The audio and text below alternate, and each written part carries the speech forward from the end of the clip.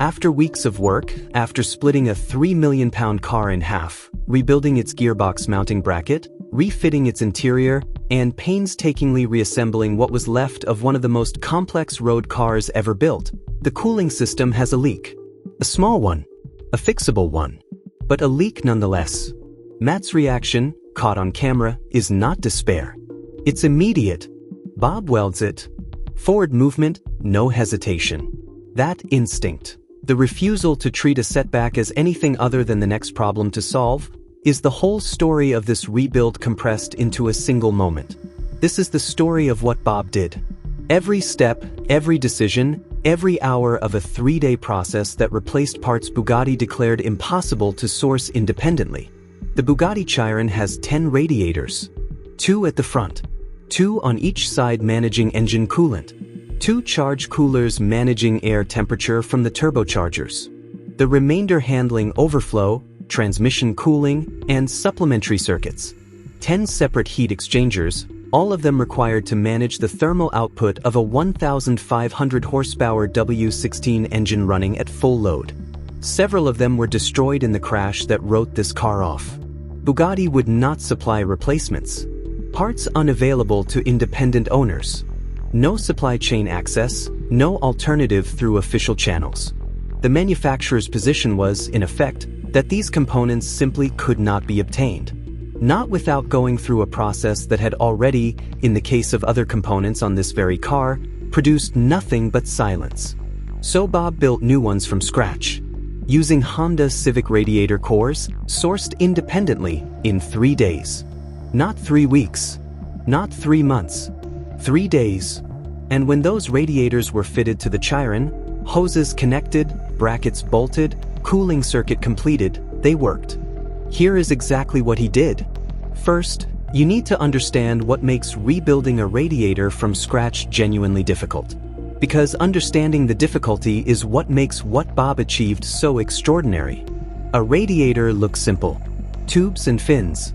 Coolant enters one side, heat transfers through the fins, airflow carries the heat away, cooled coolant exits the other side. The principle is straightforward. The engineering is not. Every dimension matters. Tube pitch, the spacing between coolant tubes, determines both flow rate and pressure drop. Too tight and flow restricts. Too wide and heat transfer surface area reduces. Fin density, measured in fins per inch, determines how efficiently heat moves from coolant to air. Too low and you have inadequate surface area. Too high and airflow restricts at low speeds, defeating the purpose. Tank dimensions must match the volume of the cooling circuit. Hose connections, mounting brackets, and fan mounts must all locate correctly within the car's structure, accounting for clearances that Bugatti's engineers spent considerable time calculating. Bugatti designed these radiators specifically for the Chiron. The specifications exist in their engineering database, not publicly available, not shared with independent repairers, not accessible through any official route that had been open to Matt's team. What Bob did not have was the specifications. What Bob had was the damaged originals. Bent, crushed, partially destroyed in the impact, but still containing enough information, if you knew how to read them, to reverse engineer exactly what the replacements needed to be. Bob examined the crashed radiators not to repair them, but to measure them, to extract, from wreckage, the specification that Bugatti's engineers had designed into the assembly. Tube pitch measured from what remained of the original cores. Fin density read from sections that had not been crushed in the impact. Tank dimensions calculated from undamaged ends. Hose connection positions taken from fittings that were still intact. A damaged radiator that cannot be repaired is still a specification sheet, if you know how to read it. Bob read it. With the specification understood, Bob needed cores that matched it.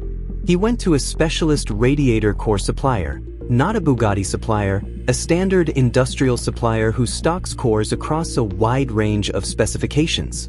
The cores that matched the Chiron's dimensional requirements came from a Honda Civic parts catalog. Not because Honda and Bugatti share a manufacturing relationship, because the physics of heat transfer does not care whose name is on the bonnet. A core with the right tube pitch, the right fin density, and the right overall dimensions performs the same function regardless of which manufacturer's catalog it appears in. The specification dictated the part. The part happened to be Honda. This is where the machine shop work began in earnest. The Honda Civic cores arrived as cores, just the heat transfer assemblies themselves. No hose connections, no mounting brackets, no fan mounts. Everything else had to be manufactured. Hose connection fittings were machined from aluminium. Correct diameter, correct position on the tank face, correct angle for the hose routing as it exists inside the Chiron's front structure. Mounting brackets were fabricated to locate each radiator correctly within the chassis, with the right clearances to the surrounding bodywork. Fan mounting points were positioned to accept the Chiron's existing cooling fans, which had survived the crash undamaged. All of it fabricated from measurements taken from the damaged originals and from the car itself. No drawings, no city files, no manufacturer support. Measurements, material, and judgment. With cores and fittings prepared, Bob assembled the complete radiator units. Fittings welded to the cores, brackets attached, geometry checked against the reference measurements taken in step 1. This is the stage where most attempts at this kind of fabrication would reveal a problem. A bracket that doesn't quite line up. A hose connection sitting at the wrong angle. A dimension that was slightly off in the measurement or slightly off in the machining, and the two errors compound rather than cancel. On one unit, the brackets ended up on the wrong side. Not because of an error in measurement or machining, because at 3 in the morning on the final day of the build, when the last task was attaching the brackets and the most natural position was the face in front of you, the bracket ended up mirrored from where it needed to sit in the car. Matt's response, delivered with the specific exasperation that only comes from working closely with someone genuinely exceptional, was that at least Bob hadn't built the entire radiator wrong. The brackets were flipped. Everything else was correct. The brackets were corrected, and the radiators went to the car. The large center radiator, the primary coolant unit for the W16, slid between the chassis legs and bolted to the upper mounts. Hoses connected. Overflow pipe routed. Fan bolted to the rear face. Matt's assessment on camera, everything is lining up good. Then the side radiators. The units Bob had fabricated with no surviving original to reference against that side of the car. Fitted, bolted, hoses connected. Then the pressure test. Air introduced to the cooling system through the expansion tank. Pressure rising to the test value. And then you're waiting for silence, which means the system holds, or sound, which means it doesn't. Every weld, every fitting, every point of connection between Bob's fabricated components and the Chiron's existing cooling circuit. All of it being tested simultaneously. If the engineering judgment was right, if the measurements were right, if the welds held, the gauge held pressure and the system was sealed. If anything was off, you hear it. They heard it. A small leak on one radiator at a point consistent with transit damage. The fabricated unit catching something during transport to the car. Not a failed weld. Not an error in fabrication. A physical knock that had opened a small breach in an otherwise sound assembly. "We come so close," Matt said. And then, immediately, the plan. Bob welds it. In the next video, coolant goes in. Here is the comparison that puts 3 days in its proper context.